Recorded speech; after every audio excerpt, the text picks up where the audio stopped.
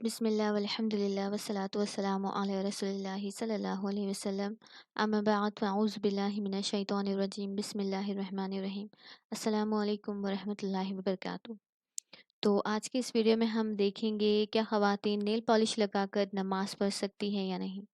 تو میں نے اپنی پچھلی ویڈیوز میں یعنی کہ وضو کی ویڈیوز میں بتایا ہے کہ نیل پالش لگا کر ہم وضو نہیں کر سکتے، یعنی کہ اگر نیل پالش لگا ہوا ہو تو وضو نہیں ہوتا،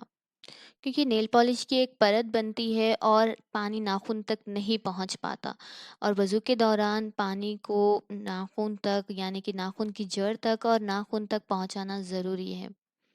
اور اگر ناخن اتنے بڑے ہوئے ہیں کہ ان کی جڑ تک پانی نہیں پہنچتا تو وضو نہیں ہوتا۔ اب رہی بات نماز کی، تو وضو کے بعد اگر نیل پینٹ لگا کر نماز پڑھ رہے ہیں تو نماز ہو جائے گی، لیکن اگر دوبارہ وضو کی حاجت ہو تو اس نیل پالش کو اتار لے، پھر وضو بنا کر نماز ادا کرے۔